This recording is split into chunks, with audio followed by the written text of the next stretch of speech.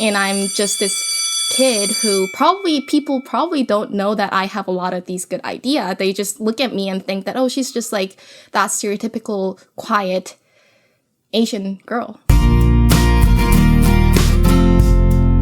High school matters. Come on, let's talk about it. Welcome to High School Matters, the podcast dedicated to conversations that I have with my former high school students. My name is Randy Appel, and I've been teaching high school since the year 2000. And this podcast really started because during the COVID pandemic, I had all this free time.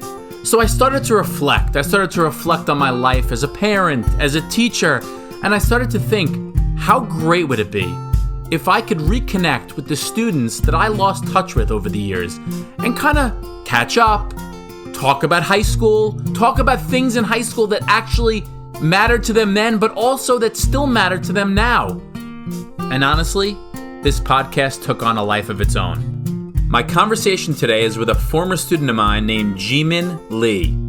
Jee Min was a student that came over from South Korea in 2013 because she got chosen to be in one of the most selective music programs in the entire world. She left the home she knew her whole life, and the first experience she had in America was as a 10th grader. And in that process, she changed her name. To assimilate to America, she changed her name from Jee Min to Brianni. And we talk about what that experience was like for her and how her high school experience was so pivotal in what she's doing right now today. This conversation was extremely special and honestly, extremely emotional for me. I hope you enjoy this episode of High School Matters. All right. You ready? Yeah. Excited? Really excited. Are you really excited? Yeah. Why? Because it's been a while. I haven't been really talking to you forever. It's been a long time, yeah. Yeah. And you just suddenly text me and are you here in New York and let's do a podcast. What was your reaction when you heard me say that? I was a little surprised, but also wasn't that surprised because it's like kind of characteristic of your personality. Just like start a podcast and talk. Why? Why do you say that? That's funny. I don't know. Just you love talking to students and getting to know them in general. So. Oh, that's good. Okay, good. Yeah. So you did feel that as a student of mine. Yeah.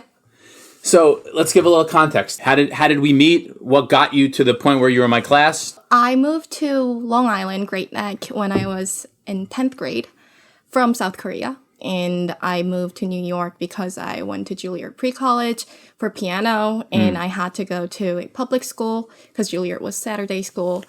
Oh. So I ended up going to Great Neck North High and I went to your chemistry class. Chemistry honors. Yeah, Before you even go there, what was the context? Was English? Were you good at it? Good at English? I'm asking you if you were good at English. I'm not even speaking grammatically correct. Was English something you knew how to speak well?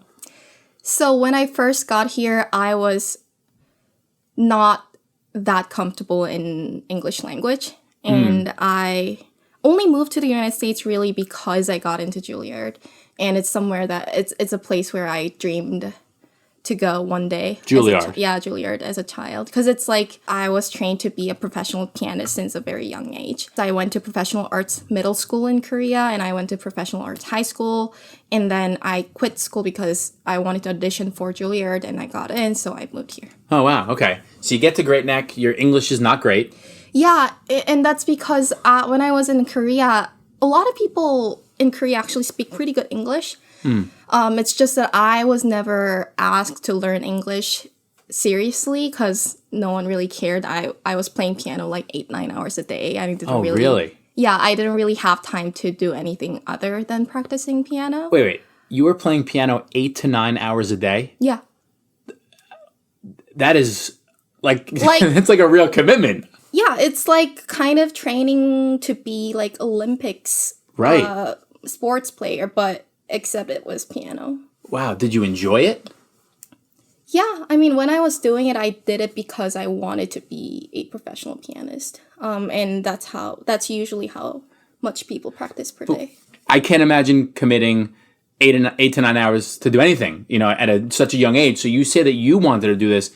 Was this driven by your parents? Was this driven by you? Was it both? It was entirely driven by me. So when I was 7 years old, I went to, because everyone just learns piano when they're young, kind of in Korea. Yeah. Okay. Just their moms they'll make you do it. And I just went to a place where you can learn piano, and the main teacher there, her daughter was going to the professional arts middle school that I ended up attending.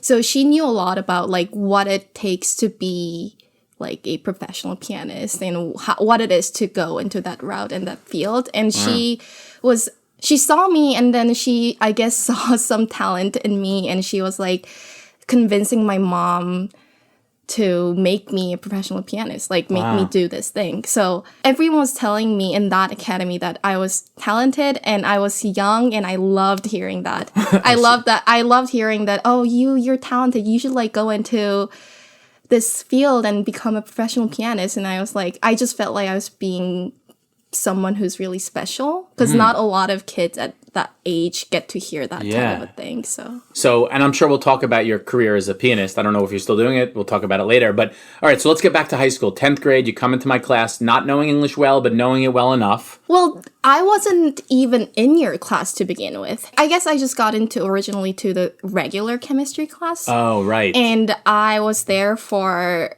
the first few weeks when I first went to school in Great Neck. And I just felt like this class is way too easy. And it was just like, I don't know why I'm sitting here, because I just think that it's a little too easy for me. So I asked to be placed in somewhere that's a little bit more difficult. And then I got placed in your class. Who did you have in chem before me? Do you remember? I remember her face, but I don't remember her name, unfortunately. Miss Afkami? Yes. Okay. Okay, wow. I mean, I love Miss Afkami, so hail Afkami, but we are very different. Yeah. So I thought that her class was very normal, very just exactly what I expected of a chemistry class, but just a little bit too easy. Okay. And I go to your class, and the vibe is just completely different. Even the students, their attitude and everything. In what way? So it's interesting, especially someone from a different culture. It was just more, I would say my first impression was a little bit of a shock. And that's because it was a lot freer than the classroom atmosphere that I was used to. And people would like speak up and just like chat. Right. A lot. Different than Korean school, or different than even Korean and what you were experiencing those first 2 weeks in America? Definitely different from Korean classroom vibe, but also different from the one that I was experiencing for the past 2 weeks. Did that make you nervous?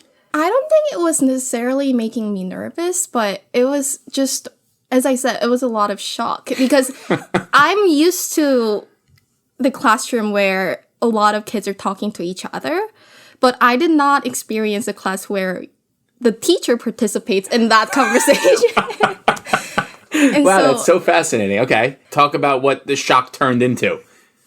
Then it turned into some kind of a fascination and just excitement, because at the time I was feeling very self-conscious about my English and in general about my status in this school, because I just felt like I don't speak English very well, and I'm not here to go to like, because a lot of high schoolers, their goal is to go to college, right? Go to good university. Right. But for me, it was more like, I already know that I'm in Juilliard, and I already know that I want to do piano for my life at the moment. So it doesn't really matter that I excel in my schoolwork or anything like that. You know, when you first told me about your 8 to 9 hours of piano, my actual thought went to, wow, what the hell does she need chemistry for? Yeah, exactly. But then you're not just taking chemistry, you actually want to push yourself into a harder chemistry. Yeah, I really don't know why I did that, because I initially, actually a relevant point is that when I first took the exam in your class, I got something like 45%. Do you remember that? I do vaguely remember that, because I do remember this new girl's coming in with this confidence, like she knows what she's doing, and okay. And then I ended up like crying in your office. I do remember that. Yes. Yeah. So what was my reaction to your crying? I thought that you were a little bit more calm than I expected you to be. Because 45%, I've never received that kind of a grade in my entire life. And it was just really upsetting. And I didn't know what to do. And I just felt like, oh shit, I made a mistake. Like, why did I even ask to be placed in this class? I didn't even know. So from then, I was just trying really hard to do well. I was like, I asked to be in this class and I can't be like dropped down back to the class that I was originally in. That's kind of like failure. Yeah, that's a failure. And that's a real failure. Not a 45 failure, but a life failure. I mean, thinking back, yes. But you should stick through anything that gives you hardships in general as a principal. But at the moment, it was just like more of it's a shame if I go back to the old chemistry class. Okay, good. I'm glad you stuck it out and you wound up taking my class later also. But I do want to talk about this feeling you might have felt as a Korean student with English as your second language, if you don't mind. Is that something you're willing to talk about? Yeah. Okay, good. What was the biggest discomfort you felt as a student? It's the discomfort that I still feel to this date. That sense of insecurity, that this sense of insecurity that if you speak, people will look at you and think that you're a little bit different and think that you're less smart than who you really are. Because the way you speak is a little bit different from how native English speakers speak.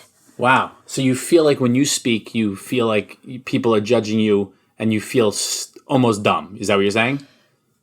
It's not that I feel dumb. It's the fear that people will think that I'm dumb. Right. Wow. That's interesting because, again, we're talking about stereotypes almost in a way. The Asian stereotype is not a dumb person. It's on the contrary. Yeah, but I understand that a lot of people feel a lot of different things, and this is probably not representative of how immigrants usually feel when they speak English as second language, and they're not comfortable with the language yet. But for me, it was a little bit of self-censure because I used to be this very, I don't know, like very bossy kid. Oh, really? When I was in middle school. What do you mean? Like, I wanted to be the leader of the group all the time. And I spoke out for a lot of different things. I spoke to my mind. I just spoke a lot in general. And I loved talking. I loved arguing. I loved just sharing my opinions about a lot of different things. In Korean at that time. And when I first moved to the United States, I felt like I couldn't do that anymore. Wow. And I felt like I read a lot. I have a lot of good thoughts. I have a lot of good ideas, but I just can't express them. And that just made me feel like I'm a different person. Like I'm no longer this smart person that I thought I used to be. Wow. And I'm just this kid who people probably don't know that I have a lot of these good ideas. They just look at me and think that, oh, she's just like that stereotypical quiet Asian girl. Wow, you never... So it's funny because I think back now to who I know Jee Min Lee is. And the typical quiet Asian girl never even comes to my mind. Yeah, and that's why I loved your class. I mean, I feel like meeting you in high school was a real highlight or even a turning point, even though it's a little bit weird to say it's a turning point because I met you pretty early on in my high school career. But it was like you started talking to me and asking me questions that no one would ask. Like what? Like things that are relating to my personality or how I feel when someone calls me like Brianni instead of Jee Min. That was something that no one ever did. It's interesting you say that because I'm so happy to hear that because, you know, I never know how I'm going to be interpreted, but it was a genuine question I had because here you are, this girl that came from Korea who was a Korean girl in Korea and you come to America and then you have to change your name. And I always found that to be, you talk about you lose your identity. So I wanted, I don't know if it was conscious, but I wanted you to feel like you were yourself. Yeah, and it's very weird and nuanced how that helped me because at the time I really wanted to assimilate.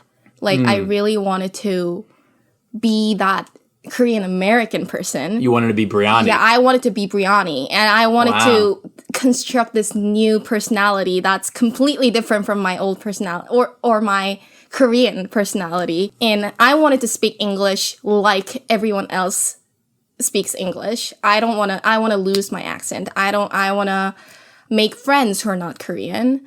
I want to like interact. I want to be just a part of this school as if I was here all along. And yeah, that's why I came up with this new name, Brianni, and I named myself, which is also the experience that I think we talked about. Like, yeah, we did. Because I told you that Brianni is my English name and Jee Min is my legal name. And you were like, then who gave you the name Brianni? And I was like, I looked up some names online and I picked it for myself. I remember that conversation. And you were like, how cool is that? How cool is that you are able to choose your own name?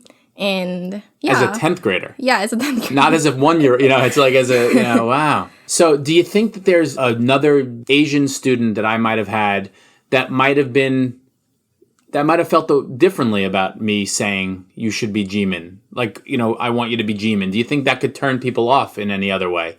I guess if someone really wanted to, like, assimilate and someone who really wanted to just be this... If someone didn't want to draw attention to themselves.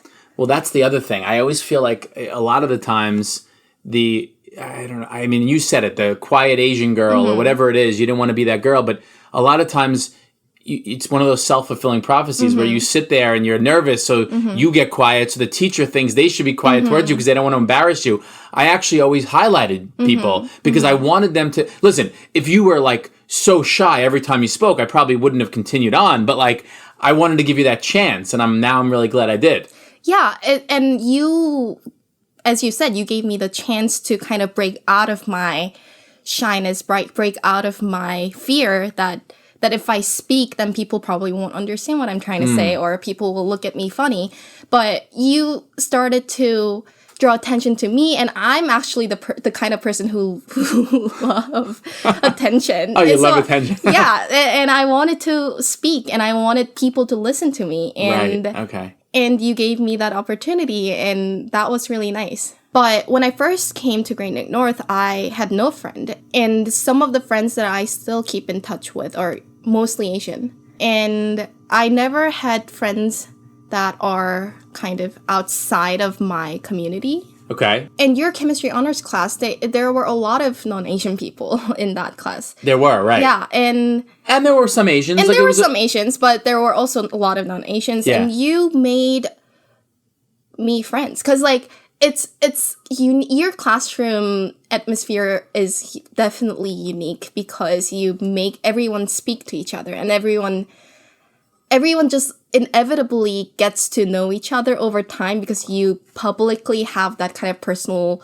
conversations in classes, in your lectures. So you just, like, even though you don't really hang out outside of the school, you just feel like you know that person. So you feel like in that class, everyone's friends. The other classes, you just sit there, you do your work, and you leave. You never get to even know who that other person is in the class.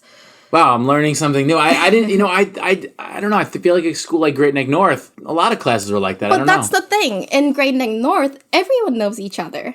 That's the thing. Everyone already knows who they are. Oh, so and for a new kid. Everyone's else's cousin or whatever. Right. And as a new kid, I feel like everyone's already friends with each other and everyone clearly knows who they are. And I can't really be a part of their community.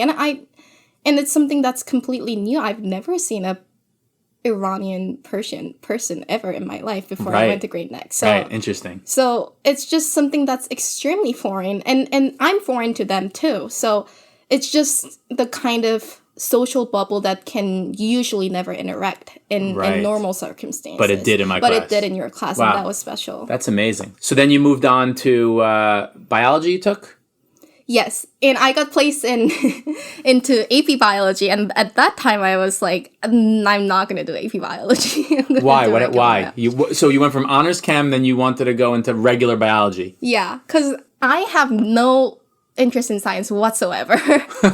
Okay. And I had you as my honors chem teacher, and I went to Miss Pizarro's class for the first day or two, and I just felt like I just can't do this because I'm not interested in the sciences in general. And I loved your class, and I'm already used to your class, and I have no intention to do science in the future. So there you are again, leaving your first teacher to come into my class. Yeah. What was that like? Was it any better, different, same? At that time, I was feeling pretty comfortable, like just speaking up to my mind. Being you. Being me. Were you Brianni in your other classes? Yeah, I was Brianni. So you were Jee Min only in my class? Yeah.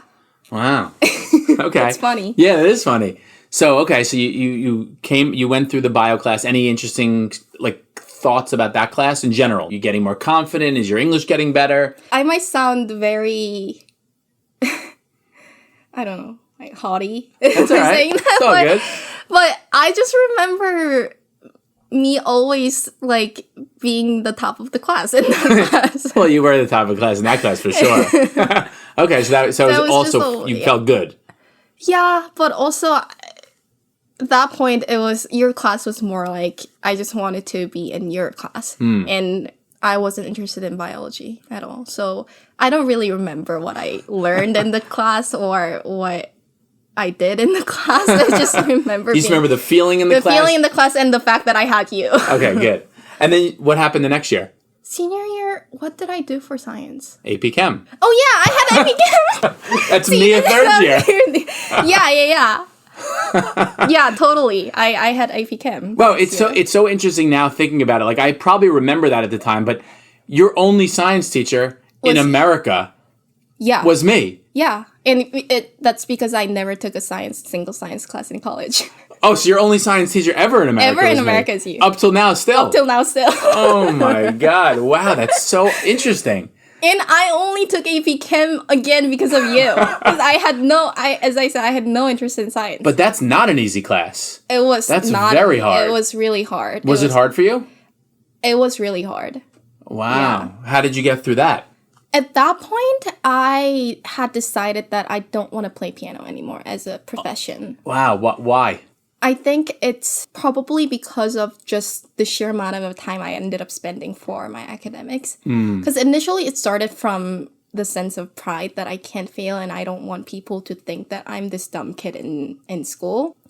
And I ended up doing well in a lot of classes. And it was my first time learning stuff that's outside of piano. It was my first time learning about history, seriously. It was my first time learning about literature. It was my first time just reading a lot of books that are difficult.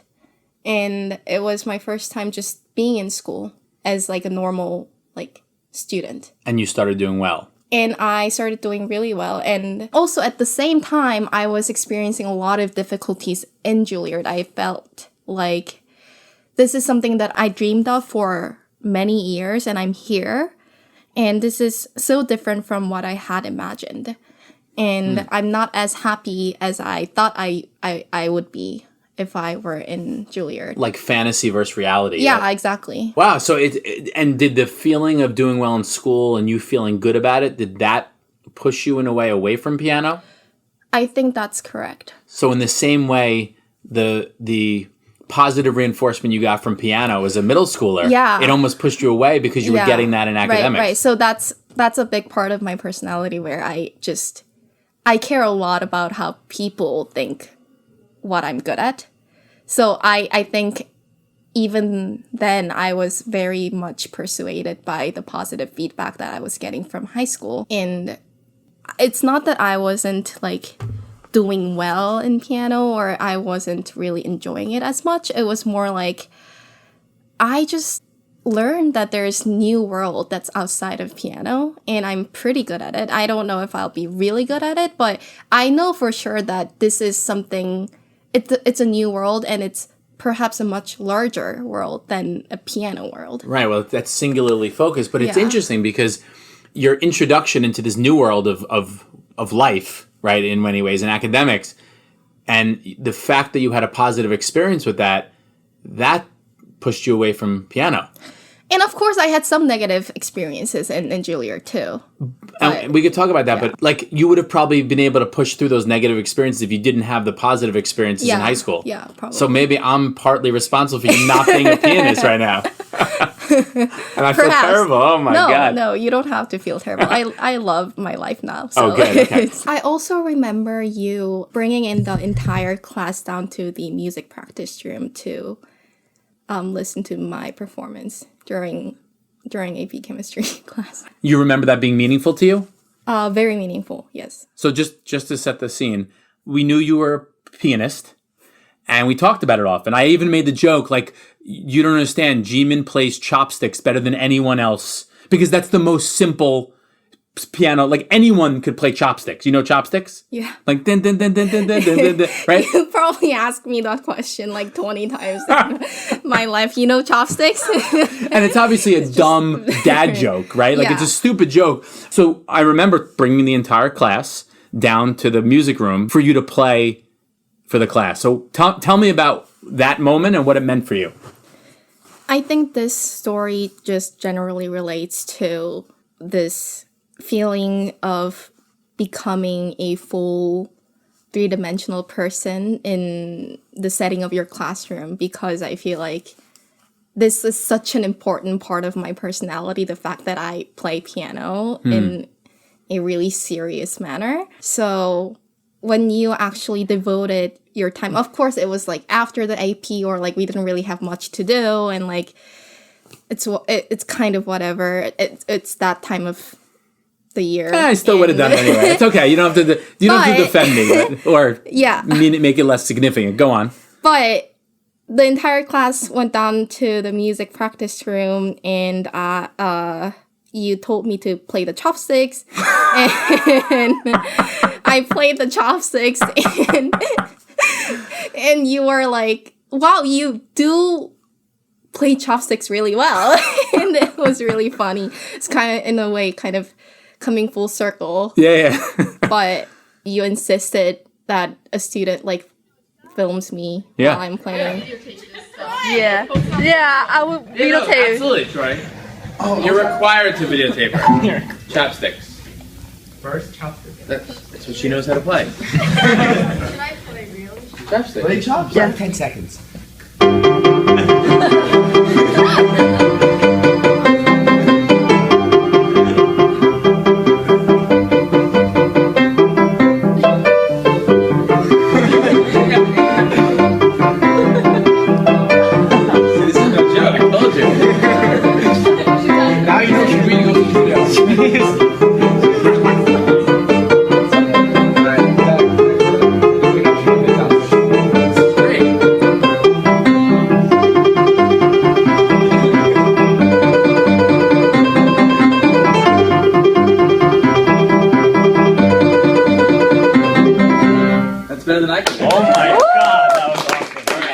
And after playing the chopstick, I played an actual piece by Chopin that I was practicing, and it was really special because I don't really get to showcase my abilities to the public who's not really interested in music or interested in classical music, and especially to my musical friends at high school. So like the only audience that I get is my friends in Juilliard, or my professors, or like people who like buy tickets to come to my concert.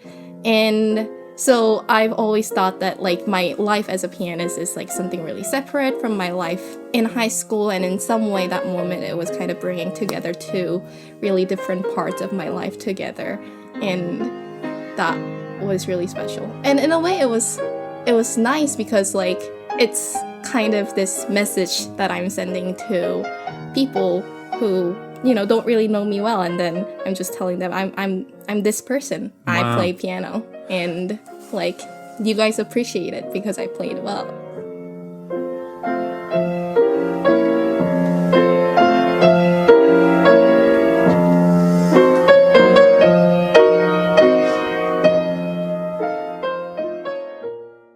I actually have the chills just hearing that story a little bit. It's you know, because there's so many levels of what is going on in my head right now. So I'm going to try to speak about what I'm thinking right this very moment, because it's very meaningful to hear you say that, actually. But it's also, there's a couple things I'm thinking about. I'm thinking about our whole conversation. You talking about not wanting to be the quiet Asian girl.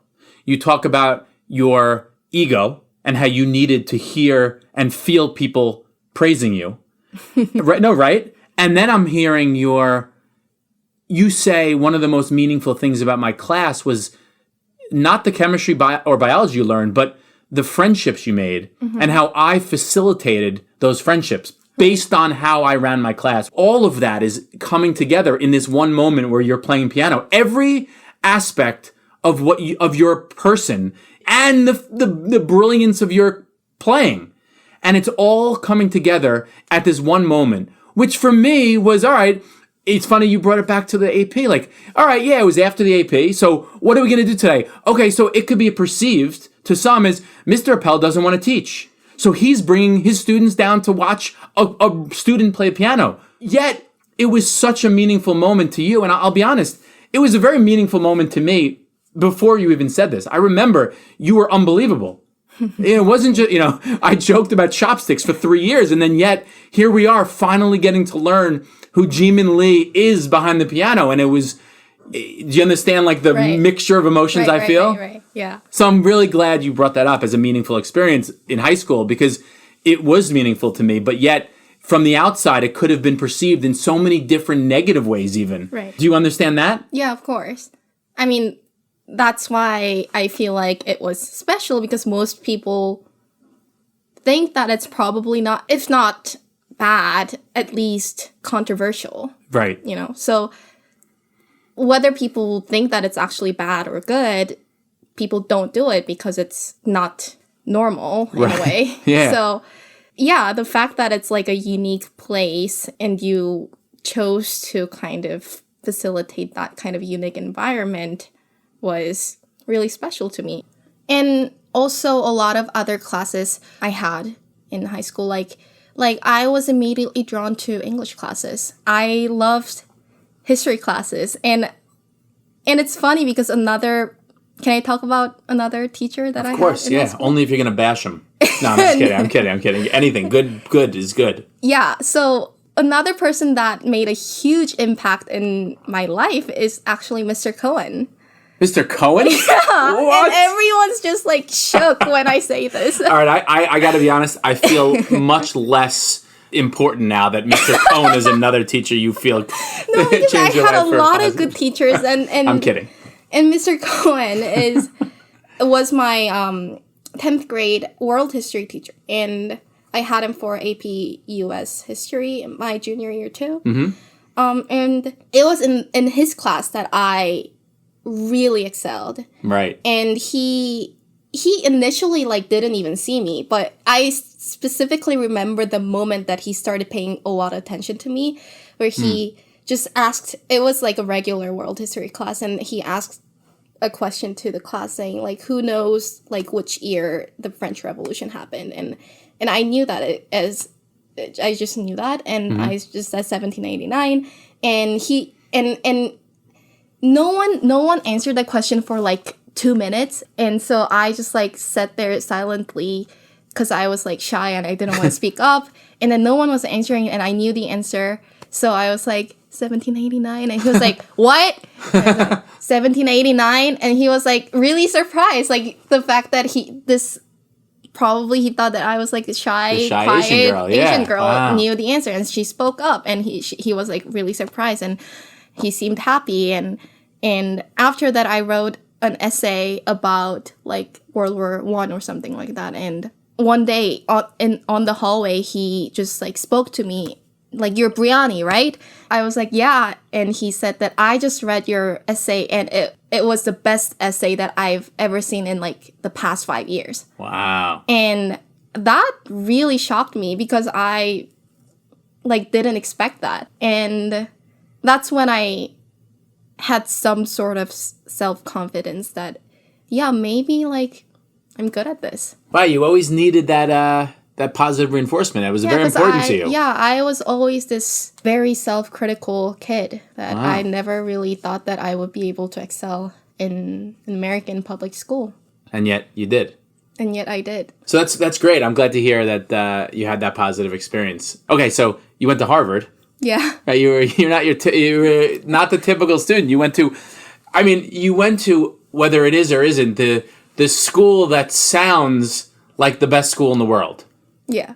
Right? So did you need that too? It was also the positive reinforcement again. It's just that when I was deciding that I'm not going to be the professional pianist that I've always wanted to be, I had this sense of immense responsibility and this sense of this need to prove to other people that I didn't quit piano because I wasn't good at it. I quit piano because I was good at something else. Wow. That is deep. And so I worked my ass off. Wow. Basically to get into and I didn't even know what exactly I wanted to do in college. I just knew that I like studying, I like humanities, and I want to explore that more, and I want to get into a school that if I say the name of the school, people will recognize that. That was important to you. That was really important to me. Okay. So when you got into Harvard, was that the greatest moment of your life? Up to that point, probably yes. Really? Yeah. Was that did you apply early there? Like, what was the... No, that was I applied Princeton early. Oh, I remember that. Okay. Yeah. Were you devastated the day you didn't get into Princeton? I was devastated.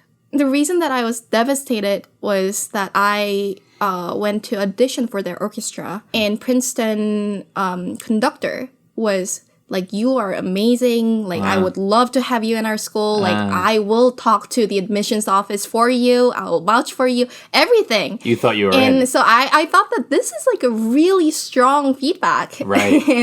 and so when I didn't get in, I was like, well, I guess I was like a really bad candidate. But even though I see. Oh, got it. even though he like vouched for me, You I still didn't weren't get good in. enough. Yeah. So like, how am I gonna get into other schools in the regular decision? Okay. So what was it like getting into Harvard? What take me back to that moment. Well, I had already gotten into Juilliard and Columbia. Oh, okay. Before the Ivy Day. Okay. Because I got a likely letter from Columbia, and I got into the Juilliard-Columbia joint program. Got it. Okay. And so I was convinced that I was going to go there. Okay. And I had already told everyone, including you, that I'm going to Columbia. That. Yeah. And I definitely did not expect that I would get into Harvard ever. I just applied because like... It's Harvard. Yeah, it's Harvard. And like, it doesn't really require anything else other than just the regular essay that you send everywhere. Okay. So I obviously applied to a lot of other schools. I think I applied to like 12 schools in total. And I was checking like with the peace of mind because I know that I had already gotten into Columbia. Okay. So I was like, you had it easy. yeah. So I was like, whatever. Like if I don't get into anywhere, I'll go to Columbia, and I'm happy with that. Okay. And so I checked from the school that I expected that I will never get in. So like the most unlikely school that I'll get in that order. Okay. So I checked Harvard first. Oh my God. And then it said, congratulations, you're in. Did you scream? Like what? And at that moment, I was alone in my house. My mom and my siblings were in their dental appointment. Oh my God. So I was just alone in the house. I was just like screaming, like running up and down the stairs. And then just like with my shaky hand, like I called my mom. And she like screamed in her doctor's office. They thought she was getting a shot of Novocaine, but she was really listening to her daughter. Yeah. Wow. And I just remember being really happy that day. And did you know right there you're going to Harvard? Yeah. Like, because that fed that ego that you needed. Yeah. So was Harvard amazing? What was it like being in Harvard for 4 years? I loved it. Did you? I loved it so much. Like, did you walk around that campus with like the pride that you had when you were playing the piano? No. I Really? think for everyone who's at Harvard, Harvard is the most humbling experience that they'll ever get. Really? Yeah. Why do you say that? It's because you just run into people who like used to be this Olympic like medalist or this like the person that you just like study with in the library is like this world champion of Go in China. And I also had another kid from Juilliard in the piano studio that I was in together with. And he was in the same class with me. So there are a lot of people who are obviously so exceptional, not just in academics, but just in general in life and just other really special things. Yeah, I've spoken to a couple of kids that have gone to Harvard, and that's the uniqueness and the interesting characters of most people that are at Harvard is felt at Harvard. Yeah. So you get it. You know where you are. You know where you are. You know it constantly. And sometimes it's good, sometimes it's bad. When I first got there, well, going in as a freshman, I felt like I'm obviously not meant to be here, actually. Really? And I'm extremely lucky that I got into Harvard. That's how you felt? Yeah, that's how I felt. Because, like, I when I first came to the United States, which was, like 3-4 years, like, not even 4 years ago. Yeah. And I didn't even speak English fluently when I first came here. And I was in the ESL class. And obviously, people here at Harvard, they've been wanting to get into Harvard for their whole life, probably. Oh, right. And I'm not prepped for this school. Like I'm just this randomness that ended up in this school with a lot of luck. To think that way, yeah. And I have to make the most out of it, but also I have to mentally prepare myself that it's not going to be easy. And so I was telling that story to myself again and again before I actually went on campus in my freshman year.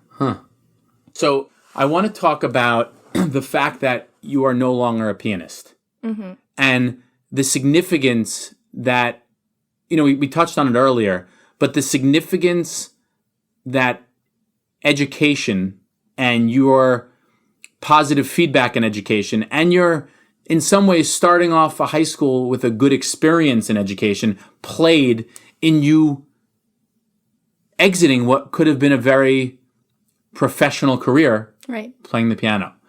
Is there a part of you, a couple of questions, and I'll ask like a series of questions with the same end result, because I want to hear what it means that you're no longer a pianist. Do you wish you almost had a worse education life because that would have continued you would have continued piano and dealt with some of the struggles you had?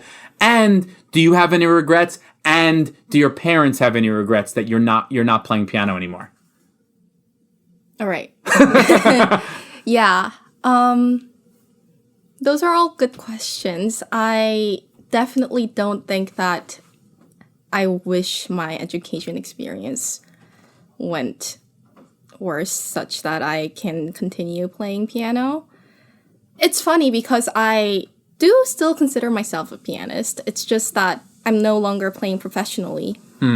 And for the second question, whether I have regrets, I do not have regrets in that I can still play piano whenever I want. And yet I have a much more varied lifestyle where I can appreciate a lot of different things outside of piano. And piano only helps me in enjoying the other things that I enjoy better. So I think it's not so different from your relationship to music. It's like, it's not your job. You like your job, you teach, but music probably makes your life better because it not just makes better because you just enjoy playing music or hearing music, but it in some ways help you do your teaching better because it gives you, it's like the beauty of having good hobbies. And the fact that my hobby is so important to me and I have, luckily enough, I have the ability to enjoy that hobby at a really high level is, I think, is a blessing. So I'm not happy that I quit music as a professional job, but I'm happy that by giving up that professional aspect of enjoying music, I gained, I think, equally valuable thing, which is to be able to enjoy like philosophy and doing philosophy professionally or being able to write really well and being able to go to a university where I met my lifelong friends and I wouldn't have done that or wouldn't have gained that had I not given up this part of my life. So wow, it's a very sophisticated but profound answer. I mean, it's a great answer. I love. It's great to hear that. So you're probably the youngest person I've interviewed so far, and it's interesting that you are now at the start of your life in many ways. Yeah. Right. You just graduated Harvard. Let's talk about what you plan on doing, but we don't know where you're going to go because it's very interesting that you're. How old are you? 23. Yeah, you're a 23-year-old young woman with the world ahead of you. You know, world is your oyster, they say. So what is Jee Min Lee doing now? Are you Jee Min or Brianni now? Brianni. Oh, you are. I was Brianni the whole time in So college. you've assimilated as Brianni. You are Brianni. Yeah, I'm Brianni Lee. Do you feel disconnected to Korea? Not necessarily disconnected, but I really like this new personality that I constructed as Brianni. Okay. And like people ask me like, where do you want to live eventually? Do you want to go back to Korea or do you want to stay in the United States? And I always say that I want to stay in the United States because I like myself more as Brianni Lee than Jee Min Really? Lee. Oh, wow. And it's not that I hate myself when I'm Yeah. Jee Min Lee, but it's just that I feel this sense of comfort or even the sense of self-worth. I guess higher self-worth than I am Why? Jee Min when I'm Brianni and when I'm speaking in English. Why? I don't know why exactly, but I think it's just that I'm very proud of myself for actually being able to having been able to do things that I did in the United States since You I literally come are you are living the American dream. Yeah, Right? Like exactly. you came from Korea as a 10th grader thinking you were going to be a piano player or a pianist or whatever. Is piano player not correct? Piano player? Is that Yeah, it's It's kind of pianist. yeah. Okay. So you came here thinking that's what you're going to do. That's Yeah. you were very focused on that, and then you are living. I mean, when you think about like what do you want to do when you get older? I want to go to Harvard and I want to have the world in front of me. And here you are as Brianni Lee, this American now who is has it's crazy. Although it sometimes pops up like maybe I should have kept my Korean name because you go to college and you keep talking to friends who have similar backgrounds with you and sometimes I see my Korean friend who came to Harvard from Korea who chose not to abandon her Korean name, and sometimes I talk to her and feel like maybe I shouldn't have. Maybe I should have like added to my personality that I already had. That's it. Maybe you should have listened to me early on. Yeah, but it's a little it's mixed feelings. So it's the same thing, pros and cons. Yeah. You have, in some ways, you're happy you're Brianni and this new person, but you could have been this new person as Jee Min, Yeah. which would have kept you a little bit more connected to your Yeah, roots. exactly. I understand. All right, so tell me, what are you doing now? What's your plan? So I'm going to the UK, Oh, wow. and I'm going to pursue a master's degree Oh. in philosophy Oh, wow. in Cambridge University. Oh, my God. Okay, so you're going to go from the best university in America to is that the best university in UK? It's more like Oxford and Cambridge, right? Cambridge, like Harvard, Yale kind Okay, of got thing. it. Okay, good. Yeah. So and then what's your goal? What's your hopes and dreams? I know it could change because your fantasy was a pianist, and now you're going to be a philosopher. But what's the goal? My hopes and dreams. It's difficult because like I'm not entirely sure, but Okay. it's very vague because I want to be a public intellectual, like someone who's Public intellectual. What is that? It's kind of like someone who provides thought leadership to the public.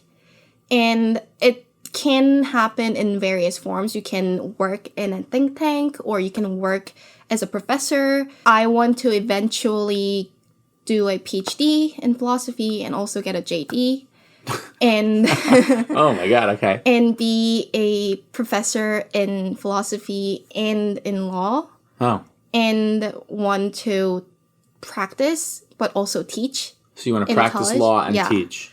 and also like just publicly communicate with the public a lot in terms of the things that are like social issues that are relevant. Okay. So to end this whole discussion, which I really enjoyed, did you enjoy this conversation? Yeah. You did? Yeah, I did. A little bit? A lot? I enjoyed it a lot. A lot? Yeah. Okay. What did you enjoy most about it? Why did you enjoy the conversation? Before I talk about ending it. I think it's nice to reflect back to my high school years which is really special to me. My high school years are my first years in the United States. My high school years are my time that I decided to quit piano and do something completely different. And it's nice to, at this point, as like, I mean, right now I'm at a position where I'm starting a new chapter of my life as a recent graduate of college and all that. And it's nice to be able to kind of reflect back to my beginning in a way, because it was my beginning in the United States. So just in the context before we get in, because I like what you said and I want to see, do you think the things that happened in high school had a profound impact on your life? I do. Yeah. I can't really specify in X, Y, and Z reasons high school years were meaningful to me, but it was certainly meaningful to me for all the reasons that we've talked about just now. Exactly, absolutely. Okay, and I think you did a great job, and I assumed your answer would be yes, but I was just hoping it would be. It's so interesting because when we first sat down, I never, you put people in boxes a lot of times in high school, right? Like I talk about this a lot, like, the jock or the athlete or the artist or the actress or all the different things, the I forget the word, but all the different types of characters in a school. And then there's the quiet Asian girl. And I never, ever thought of you, even from day one, as the quiet Asian girl. But yet, you brought that up early on as a very significant character you frankly didn't want to be. Right. Right? And then I think back to the moments that you shared were significant, from the moment in Mr. Cohn's class where you knew the year of the French Revolution. Right? Like, you just knew the year of the French Revolution. Yeah. And yet you saying it out loud gave you meaning. And then Mr. Cohn, appreciating your writing so much so that he said to you, Brianni, this is the best thing I've ever read. And that was meaningful to you, almost in the opposite of the quiet Asian girl. And then you come into my class and you meet friends and I ask you questions and I talk to you in a way that's different, that doesn't allow you to be the quiet Asian girl. And then I bring you down to the piano room and you again express yourself. I didn't expect to go there with you because you were never that girl. But I wonder, what I can't stop thinking about is there a world that you would have been in any school, whether it was South or North or anywhere else, where you might have been the quiet Asian girl? That's a hard question. Well, I don't know. I mean, I think that given my personality, I would have tried to not be perceived as a quiet Asian girl wherever I was. And I would have tried for sure, but I'm not sure if my attempt would have been taken up and in fact made me the person that I could be in North High had I been somewhere else. So yes and no to your question. Yes, I think that regardless of the environment, I would have tried to kind of defy that kind of stereotypical understanding of me. But no, in the sense that I think my experience at North High was really special in many ways. And I think that probably couldn't have been replicated somewhere else. So yeah, yes and no. No, it's a great answer, and it's a good, it's validation. Listen, me aside, because I know we have a great relationship. Obviously, we're here. Where I taught you for 3 years. I was the only person you ever had as a science teacher in your life. But really, I think Great Neck North is a very special place as its own entity for so many reasons. Many you mentioned today, but many we never even touched upon, but that probably played a very significant role in why you were able to be yourself in that school. So it makes me so happy to hear that the choice to come to North even was such a formative experience that led you to the place you are now. Yeah. So this was great. Jee Min Lee, thank you. You are forever Jee Min Lee to me. And I know you feel much more connected to Brianni Lee, but I do believe you would have been the same person with Jee Min Lee. And there's just something about that first moment where we met that I called you Jee Min that just is special to me. Yeah.